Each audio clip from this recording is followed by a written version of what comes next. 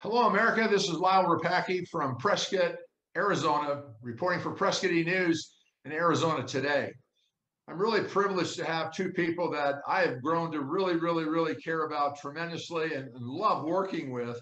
But Steve and Shelby are with us. They are the founders of the Arizona Alliance. And the Arizona Alliance, as most of you know, is the organization that they founded and put together the recall of the Maricopa County supervisors. Now, if you're a first-time viewer of Arizona Today, Maricopa County is Phoenix, Scottsdale, Glendale. It's the largest county in the Metroplex area of Phoenix, Arizona. Steve, Shelby, you guys put together a recall on the Maricopa County supervisors. Why did you do that? And how did you do that? And where's it at today? Let's start with the why. we did extensive research on the voter fraud that occurred in 2018. And those files were sent all over DOJ, FBI, and within our white hat investigative network. And we got called up to DC to work with Mayor Giuliani and his team. And we did all we could do there. We brought in affidavits, we found testimony and evidence and various things that we were able to bring forth to them. We had presented this evidence multiple times to the Board of Supervisors. They were aware of it. They were aware of our presentation back in 18. And we thought, surely we have a victory here. We have more than enough circumstantial evidence to get the audit we deserve. And when the Board of Supervisors not only certified the election, but then continued on to deny the audit, we thought, well, what's there left to do? So we submitted it to prayer and we talked about it, and then woke up on a Sunday morning and said, hey, we're going to recall the Board of Supervisors. we didn't know what we were getting into, but we just felt compelled that we needed to do it. We had no recourse left. We felt like the public was being betrayed by our Board of Supervisors who were elected into office to serve us, and they weren't doing their job as far as we could see. But Steve, Shelby, where are you at today with this recall? What's taking place? How have you gone from the two of you to what today? Thousands. Yeah. People are frustrated. People are angry. They're scared. They're hurt. Yes. I would say at least 1,000 foot soldiers out every day.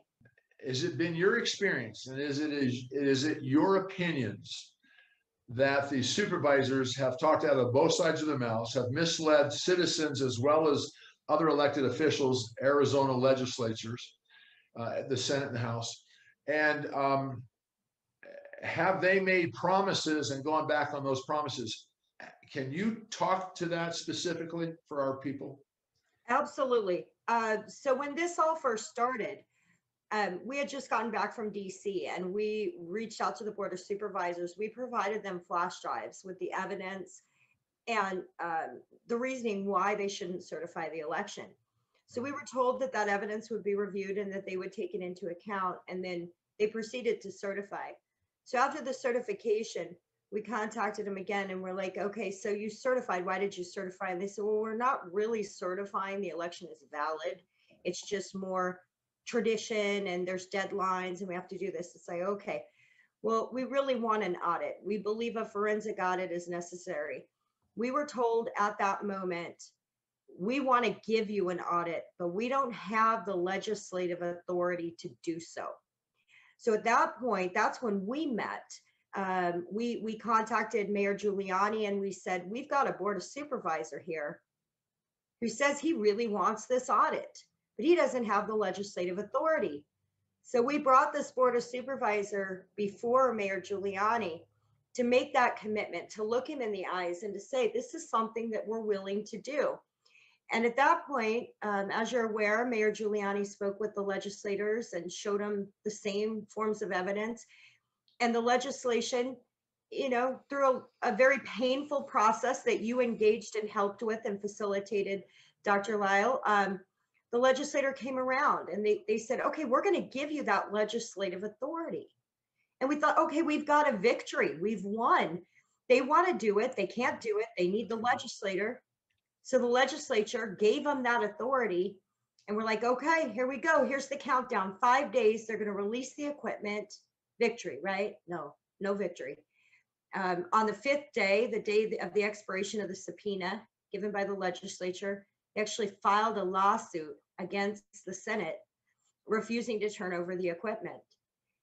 Then, instead of acting upon her authority, Senator Fan continued to try and negotiate with the Board of Supervisors until that Senate session expired. So then we had to wait for the whole new Senate session to take over, and then once that happened, they said, okay, well, now that subpoena is no longer any good because we're in a different legislative session. So then they had to start the whole process over again. And so our senators were really trying to make this happen and make this work. And they were being told by the Board of Supervisors, we're on board, we got you, we're going to make this happen. It was stall tactics, continual stall tactics. And then the new subpoena was issued. That subpoena expired. And Senator Fan has been very, very patient.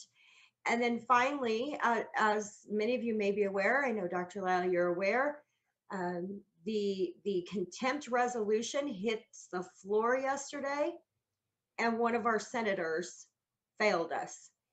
Not only did he co-sponsored this, he made a commitment to his colleagues that he would vote in favor of the contempt. That's correct. And I'm going to tell you, this is a subsect of our legislative government. They're a subordinate branch of our legislative government. This is tyrannical what they're doing. Not only are they looking at the American people and saying, we don't care what you want. Correct. It doesn't matter to us how you feel. They are looking at our Senate with the word contempt. They're looking at them with contempt, saying, how dare you tell us what to do? And that's how tyrants behave. Literally quoted saying that they felt that the subpoena was a slap in the face. This is a dynamic, fluid situation, and the nation is still watching, and Arizona hasn't given up. The Senate hasn't given up. We're regrouping. I'm not in the Senate, but the Senate is regrouping, and we're coming back at this again. What do you see happening in the very near future here? I see a forensic audit. It will happen. Right. Last night, Legislative District 20, the state of Arizona, for the Republican Party, censured Boyer. And what that means is, Senator Boyer. Correct. They censured him. But while this deliberation was happening on the Senate floor, because if you watched it, you know he was the second one to speak and the second one to cast his vote. That's correct. Okay. He was actually the first vote because Senator Townsend passed. Okay. So he cast a no vote, which it sent shockwaves, not even just through the Senate, but through America that were watching. People were shaken. Correct. Within 5 minutes, we had phone calls from at least 3 precinct committeemen in Maricopa County in his legislative district saying, recall him.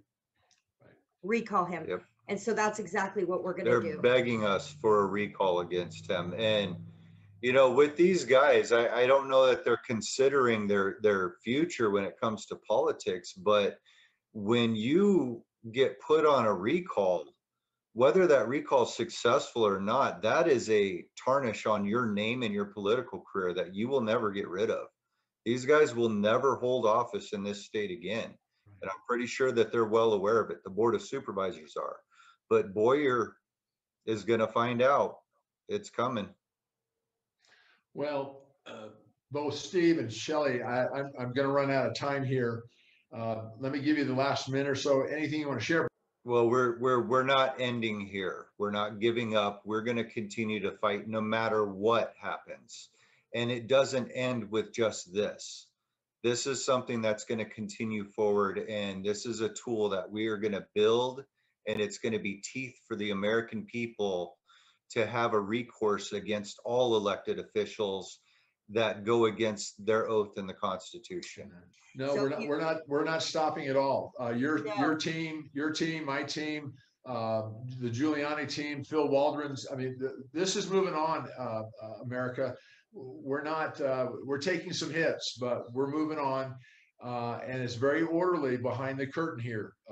There's not panic, there's annoyance.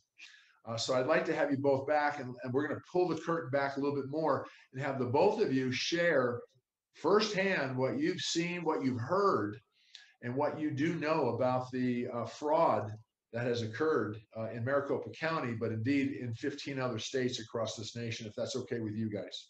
Absolutely. And thank you for having us, Lyle. And for everyone who's watching, go to wethepeopleazalliance.com. You can join up for our text message group, get into the email list, and just follow what we're doing. We also have a small YouTube channel. It's nothing like what Dr. Lyle has. And you guys are tremendous. Thank you.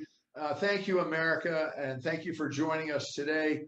I'm Lyle Rapacki, reporting for Prescott E! News in Prescott, Arizona. And that's how I see Arizona today.